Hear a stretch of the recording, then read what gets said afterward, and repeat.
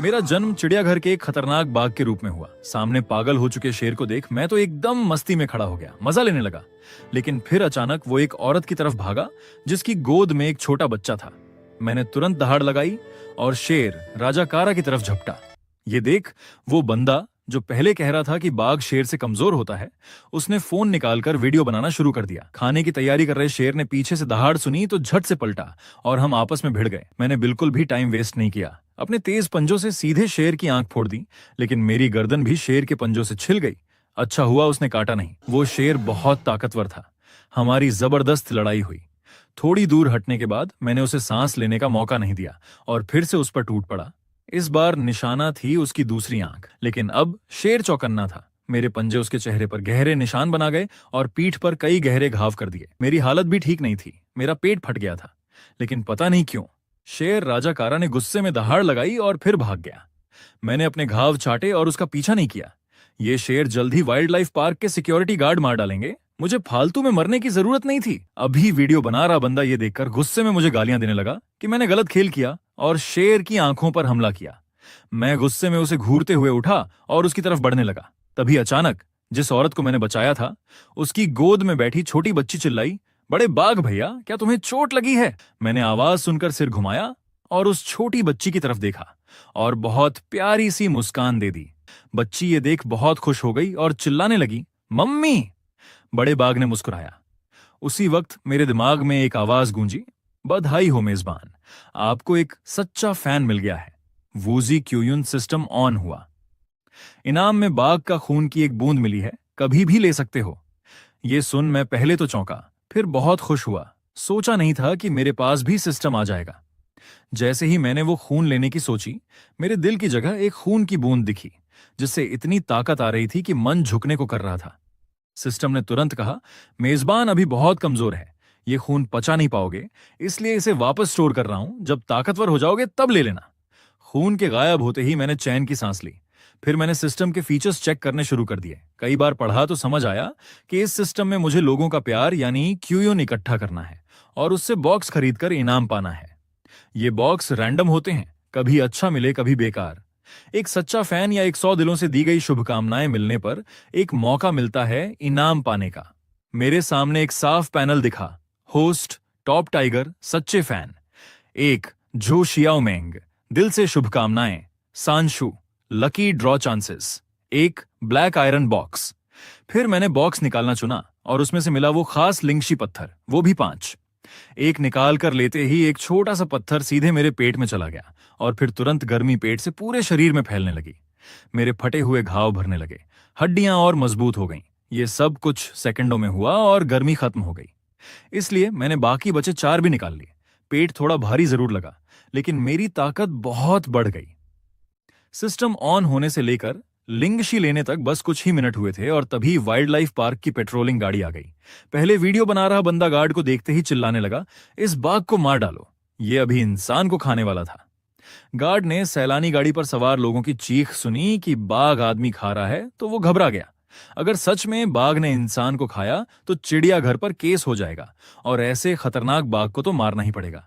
लेकिन ये फैसला ऑफिसर लेंगे। गार्ड ने मुझ पर निशाना साधकर बेहोशी की गोली चलाने की तैयारी की। तभी वो औरत जोर से चिल्लाई, इस बाघ को मत मारो, इस बाघ ने हमें बचाया है। गार्ड लियूमिंग को ये सुनकर सिर घूम गया। तभी 5 साल की झो शियाओमिंग भी बोली, अंकल, इस बड़े बाघ ने हमें बचाया, इसने शेर को भगाकर हमारी जान बचाई। सब कुछ सुनकर समझ में आने पर गार्ड लियूमिंग ने सिर हिलाया और कहा, चिंता मत करो, पहले इस बड़े बाघ को बेहोश कर देते हैं, फिर डॉक्टर को बुलाकर इसका इलाज कराते हैं। इतना कहकर उसने गोली चलाई जो मेरी पीठ पर लगी। मैंने इस बार गोली नहीं बचाई, नहीं तो वो मुझे छू भी नहीं पाते। अच्छा खासा असर भी नहीं हुआ मुझ पर, लेकिन बार बार गोली न लगे इसलिए मैंने बेहोश होने का नाटक कर दिया। गिरने से पहले मैंने उस वीडियो बनाने वाले बंदे को बहुत बुरी नजर से देखा जो गार्ड से मुझे मारने को कह रहा था। गार्ड लियूमिंग ने आसपास खड़े लोगों से कहा कि यहाँ से हट जाएं, लेकिन एक भी आदमी नहीं हिला। सब मुझे देखते रहना चाहते थे। लियूमिंग को बहुत टेंशन हुई। वो भागा हुआ शेरकारा अभी तक पकड़ा नहीं गया था और किसी की जान भी जा चुकी थी। पहले उन्होंने शेरकारा को ढूंढ लिया था, लेकिन उनके पास सिर्फ बेहोशी की गोली थी। गोली लगने के के बावजूद उस पर कोई असर नहीं हुआ। अचानक लियू मिंग को एक बात का ख्याल आया कि मैं जो शेर कारा को हरा सकता हूँ, क्या मैं भी बेहोशी की गोली से बेअसर हूँ? ये सोचकर वो बहुत डर गया। उसके पैर कांपने लगे। अगर बाघ फिर से किसी पर हमला करता है तो ये उसकी गलती होगी। मुश्किल से मुड़कर उसने देखा कि 2 डॉक्टर मेरे घावों को सिलने और खून रोकने में लगे हैं, तो कुछ राहत मिली।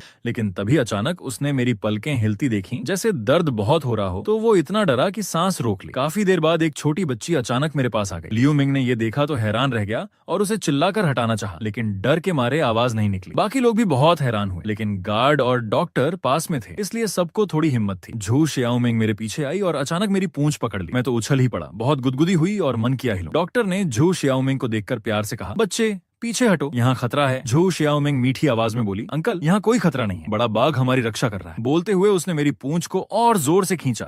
मेरा तो बुरा हाल हो गया, समझ नहीं आया ये बच्ची मेरी पूंछ क्यों इतना पकड़ रही है। तभी एक काली छोटी कार टाइगर एरिया में आई। लियू मिंग ने काली कार देखी तो सुकून की सांस ली। कार पास आकर रुकी और उसमें से एक लड़की उतरी, करीब 22 से 23 साल की। गोल चेहरा, पतली भौहें, बर्फ जैसा रंग, थोड़ा सादा मेकअप था, लेकिन फिर भी बहुत सुंदर लग रही थी। लियू मिंग ने खुश होकर कहा, ज्यों लो तुम आ गई। लो अंकी ने मुझे देखा तो उसकी आंखें भर आईं और पूछा, कैप्टन लियू, मैंने सुना शेरकारा टाइगर एरिया में घुस आया, आखिर हुआ क्या? और पांडा को ये चोट कैसे लगी? वो आज छुट्टी पर था, दोस्तों के साथ पार्टी कर रहा था कि बॉस ने फोन करके बताया टाइगर एरिया में हादसा हो गया है, पांडा गंभीर रूप से घायल हो गया है। लू अंकी ने उसे 2 साल पहले छोटा सा पाला था। मेरे बारे में सुनते ही वो बहुत घबरा गया और सीधे गाड़ी लेकर टाइगर एरिया पहुंच गया। लियू मिंग ने उसे सारी बात बताई और धीरे से कहा, पांडा अब ठीक है। लू अंकी ने ये सुनते हुए मुझे देखा और मेरी तरफ आई तो पता चला मैं सच में सोने का नाटक कर रहा था। डॉक्टर मेरे घाव सिल रहे थे और एक बच्ची मेरी पूंछ पकड़े थी। लू अंकी का तो बुरा हाल हो गया, उसे इन लोगों की चिंता हो आई। फिर वो मेरे पीछे आई और बच्ची को उठा लिया, बोली, छोटी बहन बाघ की पूंछ मत पकड़ो, खतरनाक है। झू शियाओमिंग ने होंठ फुलाकर कहा, दीदी ये बिल्कुल खतरनाक नहीं है, बड़ा बाघ मेरे साथ खेलना पसंद करता है। लू अंकी सुनकर चुप हो गई, सोचने लगी आज के बच्चे कितने बहादुर हो गए हैं। फिर वो झू शियाओमिंग को लेकर मेरे सामने आई और बोली,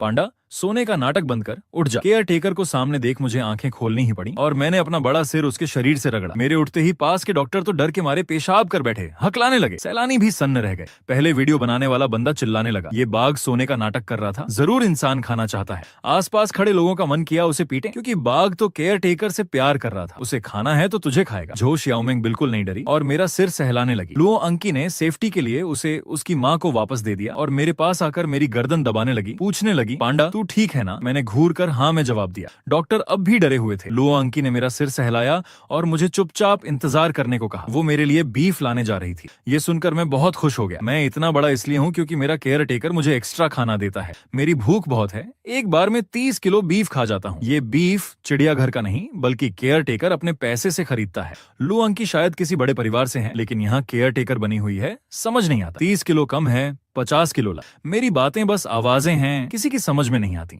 लू अंकी ने मेरा सिर थपथपाया और कैप्टन लियू के पास गई, बोली, थोड़ा यहाँ संभालो, और गाड़ी लेकर निकल गई। वो बीफ खरीदने गई थी, सिर्फ मेरे लिए नहीं बाकी बाघों के लिए भी। उसकी जेब फिर खाली हो जाएगी। उसे लगा कोई कमाई का जरिया ढूंढना चाहिए। लू अंकी ने सोचा उसके पापा हर महीने 10 लाख रुपए देते हैं, फिर भी कम पड़ जाते हैं। रोज 100 किलो बीफ पर ही 3000 रुपए खर्च हो जाते हैं, ये भी किफायत से। अगर खुलकर खरीदे तो रोज के 30,000 से भी कम नहीं पड़ते। उसने सोचा क्या लाइव स्ट्रीमिंग से कुछ कमाया जा सकता है। इधर बीजिंग के खास मामलों के विभाग में एक बड़े से कॉन्फ्रेंस रूम में पूरी चुप्पी थी। दोनों तरफ बैठे अधिकारी बड़ी स्क्रीन को गंभीरता से देख रहे थे। स्क्रीन पर बाघ और शेर की भयंकर लड़ाई के वीडियो चल रहे थे। सबसे आगे बैठे एक गंभीर चेहरे वाले अधेड़ व्यक्ति ने स्क्रीन देखते हुए पूछा, ज्याओ जून, इस शेर राजा कारा को क्या सजा देना उचित होगा? एक जवान सैनिक तुरंत बोला, ये शेर राजा कारा जागृत होकर विकसित हो गया लगता है, लेकिन इसने इंसानों पर हमला किया है, इसलिए इसे जल्द से जल्द खत्म कर देना चाहिए, वरना बहुत बुरा हो सकता है। अधेड़ व्यक्ति ने सिर हिलाया। पिछले कुछ महीनों में जानवरों के हमले के कई मामले सामने आए हैं। सब जानवर बहुत बड़े और खतरनाक हो गए हैं, इसलिए 2 महीने पहले ये खास विभाग बनाया गया जो जानवरों में हो रहे इस बदलाव की स्टडी कर रहा है। स्टडी में पता चला कि वातावरण में एक खास तत्व आ गया है जिसे उन्होंने ऊर्जा नाम दिया। फिर उसने पूछा कि क्या बाघ राजा पांडा में भी ये विकास हुआ है? जवान सैनिक ने वीडियो गौर से देखा और कहा, शायद नहीं हुआ। दूसरों से पूछने पर भी यही जवाब मिला कि पांडा आम बाघ से बस थोड़ा बड़ा है, बाकी कोई खास बात नहीं। अधेड़ व्यक्ति वीडियो देखता रहा और टेबल पर उंगली थपथपाता रहा। फिर बोला, ज्याओ जून, तुम किंगशान वाइल्ड लाइफ पार्क के शेर राजा कारा को खत्म करने की जिम्मेदारी लो। जल्द से जल्द करना है। बाघ राजा पांडा को अभी मत छेड़ो, लेकिन उस पर नजर रखो। अगर उसमें कुछ खास होने के लक्षण दिखे तो तुरंत रिपोर्ट करो। बाकी लोग दूसरे चिड़ियाघरों और वाइल्ड लाइफ पर नजर रखें। कोई जानवर इंसानों पर हमला करे तो तुरंत मार डालो। सबके जाने के बाद उसने दूसरे वीडियो खोले। एक वीडियो में 20 मीटर लंबा अजगर एक भैंसे को मारकर निगल रहा था और फिर नदी में गायब हो गया। दूसरे वीडियो में पहाड़ों पर 3 मीटर लंबा चांदी रंग का भेड़िया राजा तेजी से भाग रहा था और एक घाटी में हेलीकॉप्टर को चकमा दे गया। गोलियों से भी बच रहा था। पता नहीं वो कितने लोगों को खा चुका होगा। किसी को अंदाजा नहीं उस पर कितना प्रेशर है। बस 3 महीने हुए हैं और इतने डरावने जीव सामने आ गए हैं। किंगशान वाइल्ड लाइफ पार्क में लुओ अंकी एक पिकअप ट्रक लेकर टाइगर एरिया में आई। मैंने देखा तो तुरंत दौड़कर उसके पास गया। मेरा पसंदीदा बीफ आ गया। लुओ अंकी ने जल्दी से गाड़ी रोकी और मुझे रोका। फिर लाइव स्ट्रीमिंग का सेटअप लगाने लगी। तभी 2 और बाघ 500 किलो वाले युआन जी और तुआन जी भी आ गए। मैं बहुत भूखा और बेचैन था, लेकिन केयरटेकर से नाराज नहीं होना चाहता था, इसलिए सब्र रखा और दोनों दोस्तों को भी इशारे से रुकने को कहा। कैमरा लगाकर लुओ अंकी ने मेरी गर्दन की खाल पकड़ी और बोली, इस बार मैंने 200 किलो बीफ लाया है और दोस्तों को भी बुला ले। उसे डर था कि मैं न समझूं, इसलिए हाथ से इशारा भी किया। मैंने दहाड़ लगाई तो जंगल से भगदड़ मच गई और एक एक करके 29 बाघ बाहर निकल आए। मैं, तुआन जी और युआन जी मिलाकर कुल 32 बड़े बाघ हो गए। ये देख लुओ अंकी थोड़ा डर गया, लेकिन मेरे साथ होने से उसे हिम्मत थी। 200 किलो बीफ थोड़ा कम लग रहा था, लेकिन उसके पास इतने पैसे ही थे। आसपास की गाड़ियों में बैठे सैलानी इतने सारे बाघ देख बहुत उत्साहित थे और हैरान भी कि ये बाघ एक साथ नहीं टूट पड़े, बल्कि चुपचाप इंतजार कर रहे थे। लुओ अंकी ने थोड़ी घबराई हुई लाइव स्ट्रीम खोली। पहले वो वीडियो बनाता था, पहली बार लाइव कर रहा था। स्ट्रीम खुलते ही उसके फॉलोअर्स आने लगे, फिर लोगों की संख्या बढ़ने लगी। उसने मेरा बड़ा सिर सहलाया और कैमरे ने ये सब रिकॉर्ड किया। बहुत से लोग गिफ्ट भेज रहे थे। किसी ने लिखा, बाघों का इस्तेमाल करके फैंस से पैसे कमाने का तरीका ढूंढ लिया। लुओ अंकी ने ये देखा तो माथे पर बल पड़ गए, लेकिन चुप रहा। वो और भी ताने मारने लगा। तभी यूटोंग नाम के एक यूजर ने उसका सपोर्ट किया और बोला, बेवजह बोलने वाले, तुझे पता है अंकी हर महीने 10 लाख रुपए इन बाघों पर खर्च कर देता है। तुझे पता है पांडा को इंसानों को बचाने के लिए शेर ने घायल किया था। यूटोंग की बात सुन लुओ अंकी मुस्कुरा दिया। उसकी सहेली का मिजाज आज भी वैसा ही था। उसने स्ट्रीम में कहा, हेलो सबको,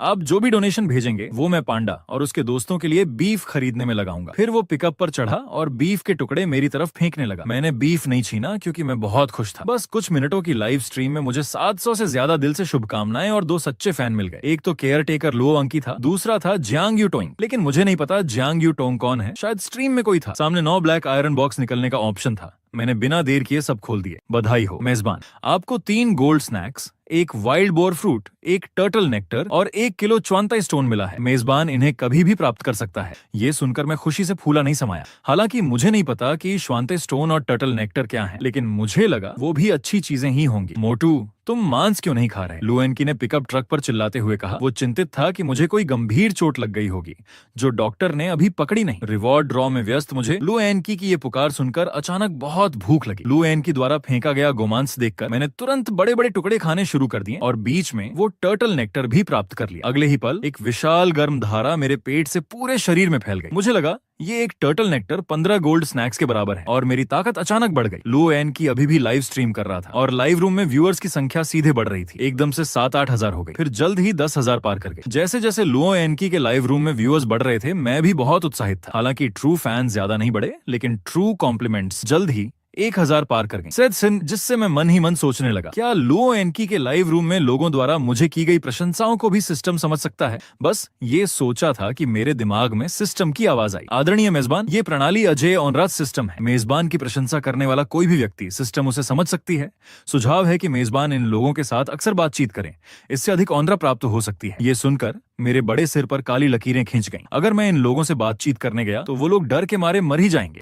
लेकिन ट्रू कॉम्प्लीमेंट्स तेजी से बढ़ती देख मेरे मन में बहुत खुशी हुई और मैं खिलखिलाकर हंस पड़ा। और ये दृश्य देखते ही लाइव कमेंट्स में हलचल मच गई। आह आह, ये मोटू हंसा, प्यार आ गया, स्क्रीनशॉट ले लिया, बधाई हो। मेजबान ने सफलतापूर्वक लोगों से बातचीत की, कृपया और मेहनत करें। ये सुनकर मैं पूरी तरह स्तब्ध रह गया। मुझे नहीं पता था कि सिर्फ मुस्कुराने से मुझे 1 दर्जन से अधिक ट्रू फैंस मिल गए। उसी समय सिस्टम ने नई सुविधा अनलॉक कर दी। 10 ब्लैक आयरन बॉक्सेस के ड्रॉ चांसेस को एक ब्रॉन्ज बॉक्स के ड्रॉ चांस से बदला जा सकता है।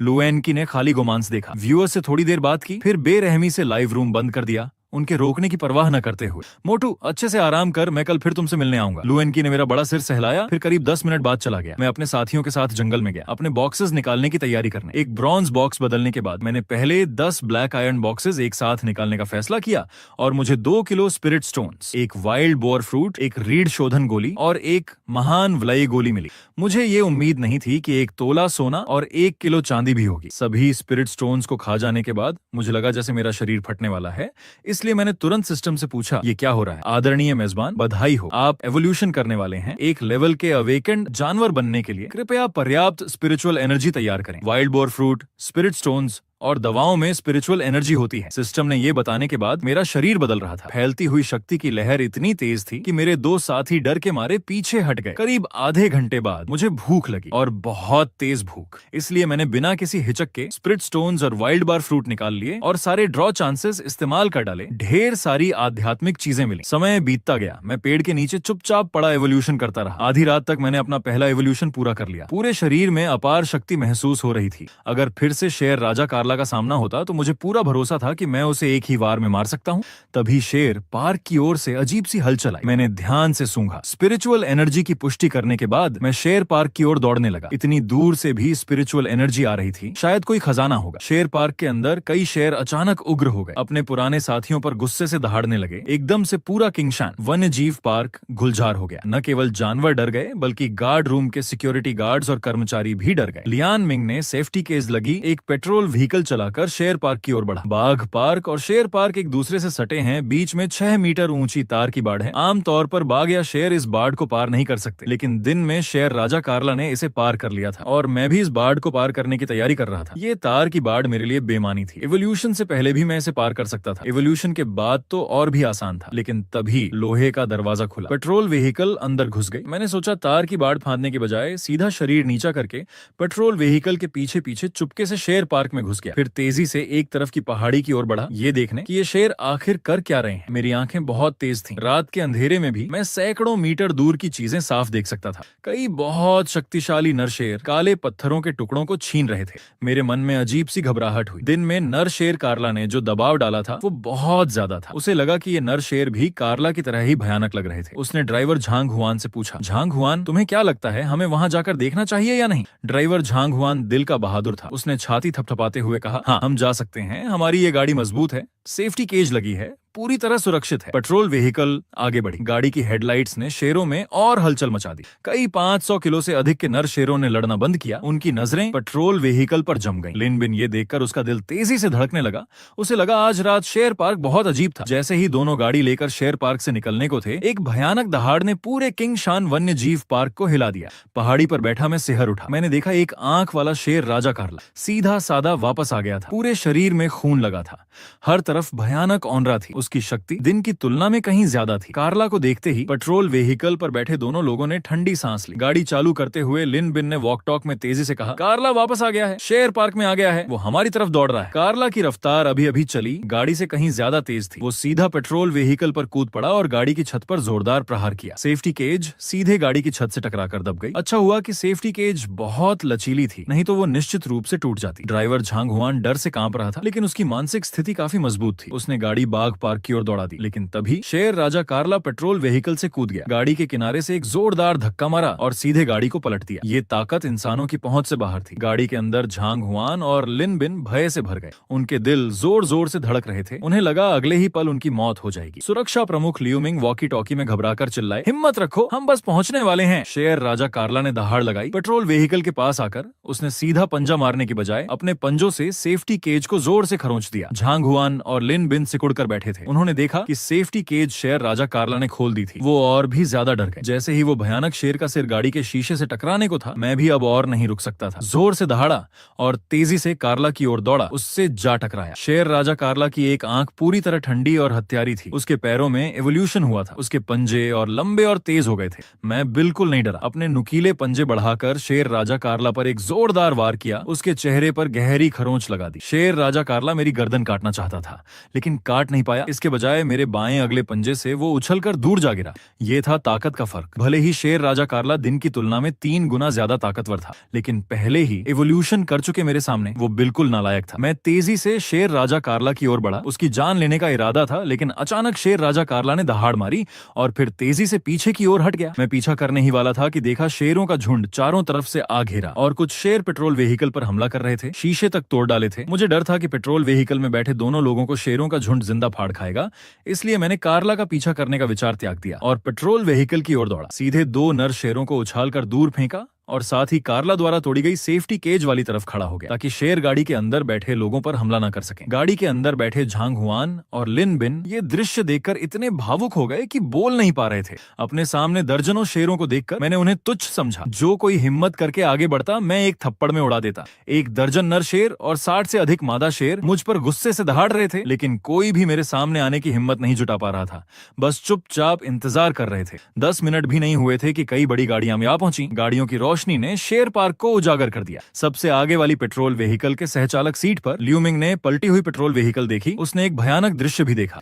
दर्जनों शेर पेट्रोल व्हीकल को घेरे हुए थे और पेट्रोल व्हीकल के एक तरफ एक चितकबरा बाघ बैठा था। बस बैठा हुआ भी 2 मीटर ऊंचा लग रहा था। एक और सिक्योरिटी गार्ड उत्तेजित होकर बोला, मुझे नहीं पता था कि मोटू इतना बुद्धिमान है। फिर पानी की टंकी वाली गाड़ी से पूरी तरह सशस्त्र लोगों का एक समूह उतरा। उन्होंने हाई प्रेशर पानी की नली शेरों के झुंड पर तान दी। हाई प्रेशर पानी की नली भले ही शेरों को मार न सके, लेकिन उसका वार बहुत जोरदार था। उसने सभी शेरों को डराकर भगा दिया। प्रमुख, हम झांग हुआन और लिन बिन को कैसे बचाए? एक युवा सिक्योरिटी गार्ड ने घूंट लेते हुए पूछा। क्योंकि मैं गाड़ी के पास ही बैठा था, उनमें से कोई भी नीचे उतरने की हिम्मत नहीं जुटा पा रहा था। लियू मिंग ये सुनकर हताशा से मुस्कुराया। हालांकि वो भी पूरी तरह सशस्त्र था, फिर भी थोड़ी कांपती हुई हाथों से उसने गाड़ी का दरवाजा खोला। असल में वो जानता था इस पोशाक की तो बात ही क्या, अगर ये 10 गुना भी ज्यादा मजबूत होती तो भी मेरे एक पंजे का सामना नहीं कर सकती थी। मैं नीचे जाकर उन दोनों को दूसरी तरफ से बाहर निकालूंगा। ये कहकर लियू मिंग सीधा पेट्रोल व्हीकल से उतर गया। लेकिन तभी मैं अचानक हिला, दूर की ओर चल दिया। लियू मिंग मेरी इस हरकत से डर गया। जब तक मैं दूर नहीं चला गया तब तक उसने राहत की सांस ली। उसे लगा उसकी पीठ पसीने से भीग गई थी। लियू मिंग ने मुश्किल से गाड़ी में बैठे दोनों को बाहर निकाला, फिर जल्दी से उन्हें एम्बुलेंस में ले गया। तब जाकर उसने चैन की सांस ली। उन दोनों को बड़ी मुश्किल से बचता देख लियू मिंग ने बहुत आश्चर्य व्यक्त किया। पता नहीं मोटू कहाँ चला गया। ये बात अधिकारियों को बतानी होगी और शाओलुओ को भी बता देना चाहिए, वरना ये मोटू अगर सच में भाग गया तो पता नहीं कितने लोग डर जाएंगे।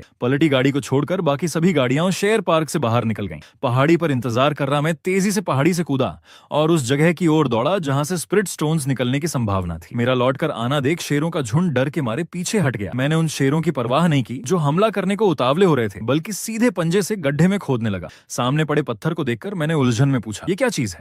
आदरणीय मेजबान, क्या आप खजाने की पहचान के लिए 3 बार ब्लैक आयरन बॉक्स के ड्रॉ चांसेस का उपयोग करना चाहेंगे? ये सुनकर मैं मानो खून थूकने लगा। इसलिए मैंने पहचान न करने का फैसला किया और इस पत्थर को स्टोरेज में रख लिया। लेकिन सिस्टम ने मुझे बताया कि इस पत्थर को स्टोरेज में रखने के लिए 5 बार ब्लैक आयरन बॉक्स के ड्रॉ चांसेस की खपत होगी। ये सुनकर मुझे खून की उल्टी आ गई। मैंने सोचा इस पत्थर को खुद ही बाग पार्क ले जाऊं। हालांकि ये पत्थर करीब 50 किलो का था, लेकिन मुझे उठाने में कोई मुश्किल नहीं हुई। शेरों का झुंड ये देखकर कि मैं खजाना ले जा रहा हूँ एक एक करके गुस्से से देख रहे थे, लेकिन कुछ कह नहीं पा रहे थे। प्रमुख लियू, आप क्या कह रहे हैं? कल रात मोटू शेर पार्क में घुस गया और 2 सिक्योरिटी गार्ड्स को बचा लिया। लुओ एनकी को बहुत आश्चर्य हुआ। वो अभी अभी सोकर उठा था। उसने अभी बाल भी नहीं संवारे थे, मेकअप भी नहीं किया था। तभी उसे लियू मिंग का फोन आया कि मैंने कल रात 2 लोगों को बचाया, जिससे उसे ये बहुत अविश्वसनीय लगा। जब उसे पता चला कि शेर राजा कार्ला की प्रतिशोध की भावना बहुत तीव्र है, तो लुओ एनकी को तुरंत मेरी सुरक्षा की चिंता होने लगी। फोन के दूसरे छोर पर लियू मिंग हताशा से मुस्कुराया। शाओलुओ, मोटू को कुछ नहीं होगा। वो शेर राजा कार्ला मोटू के सामने बिल्कुल नहीं टिकता। तुम बस सावधान रहना। तुम लोग परिवार से हो, उन खास घटनाओं के बारे में भी तुम्हें कुछ पता होगा ना? लू एनकी ने सुनकर सिर हिलाया। वो लू परिवार से था, इसलिए उसे पता था कि पिछले 2 महीनों से कुछ खास घटनाएं हो रही हैं। दुनिया में एक खास तरह की गैस आई है। विशेषज्ञों ने इस पर रिसर्च कर लिया है और इसे स्पिरिचुअल एनर्जी नाम दिया है। ये स्पिरिचुअल एनर्जी जानवरों को इवॉल्व कर सकती है। 20 मीटर लंबे अजगर, बिजली की तरह तेज भेड़िए, 7-8 मीटर पंख फैलाने वाली गरुड़, यहाँ तक कि समुद्र की गहराइयों में भयानक ऑक्टोपस दिखे हैं जिन्होंने हजारों टन के मालवाहक जहाज को पलट दिया। ऐसी अजीबोगरीब चीजें सामने आ रही हैं और दुनिया पर राज करने वाले इंसानों में भी इवॉल्वर्स दिखे हैं, लेकिन बहुत कम, और उनकी क्षमताएं बेहद अस्थिर हैं। लगता है जबरदस्ती एवोल्यूशन करवाया गया है। नहीं, मुझे मोटू से मिलना है। अगर मोटू घायल हो गया तो बुरा होगा। फोन रखकर लुओ एनकी नहाने लगा और सामान पैक करने लगा।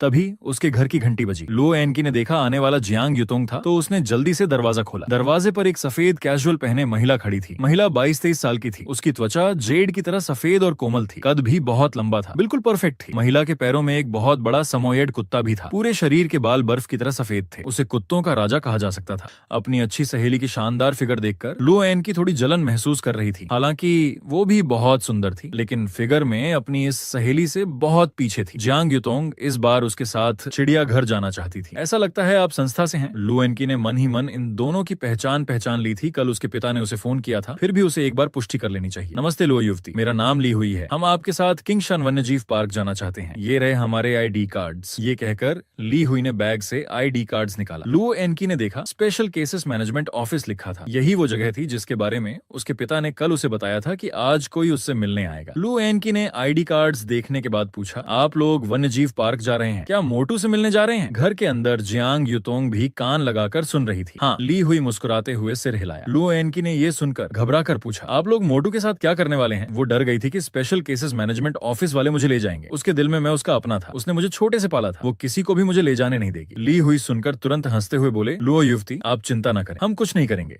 बस मोटू को देखने जा रहे हैं। ये बात सुनकर लू एनकी को थोड़ी राहत मिली। उसने सिर हिलाते हुए कहा, तो चलिए, लेकिन मुझे पहले कुछ गोमांस खरीदना है। थोड़ी देर में दो गाड़ियां किंगशन वन्यजीव पार्क की ओर चल पड़ी। 1 घंटे बाद लू एनकी ने 500 किलो गोमांस खरीदा और जियांग युतोंग तथा स्पेशल केसेस मैनेजमेंट ऑफिस के 2 लोगों के साथ किंगशन वन्यजीव पार्क के बाघ पार्क में प्रवेश किया। लू एनकी ने जोर से मेरा नाम पुकारा। मेरी कोई प्रतिक्रिया न देखकर वो घबरा गया, लेकिन जल्द ही देखा कि जंगल से एक चितकबरा बाघ निकल कर आया। उसकी अद्वितीय शक्ति का एहसास हो रहा था। लू एनकी ये देखकर बहुत खुश हुआ। उसे डर था कि मैं चिड़ियाघर से भाग जाऊंगा, फिर किसी खतरे में पड़ जाऊंगा। लू एनकी मेरे सामने आया और मेरा कान पकड़कर पूछने लगा, मोटू तुम कहां से आए? मैं उसे बताना चाहता था कि हम अंदर एवोल्यूशन कर रहे थे, लेकिन मुझसे सिर्फ ओ ऊ की आवाज निकली। गाड़ी में बैठी जियांग युतोंग ने देखा कि उसकी अच्छी सहेली मुझे इस 3 मीटर से अधिक लंबे बाघ के कान पकड़ रही है। वो हैरान रह गई, सोचने लगी ये सहेली कितनी बहादुर है। दूसरी गाड़ी में स्पेशल केसेस मैनेजमेंट ऑफिस के 2 कर्मचारी ली हुई और जूझे चेहरे पर गंभीरता लिए थे। उन्होंने टैबलेट कंप्यूटर जैसा एक डिवाइस निकाला जिस पर एक बहुत चमकीला लाल बिंदु दिख रहा था। उसके आसपास कुछ हल्के लाल बिंदु भी थे। हर लाल बिंदु पर एक संख्या अंकित थी। उन्होंने ये डिवाइस मुझसे कुछ दूरी पर किया तो देखा सबसे चमकीले लाल बिंदु पर संख्या 10 से सीधे 100 पर चढ़ गई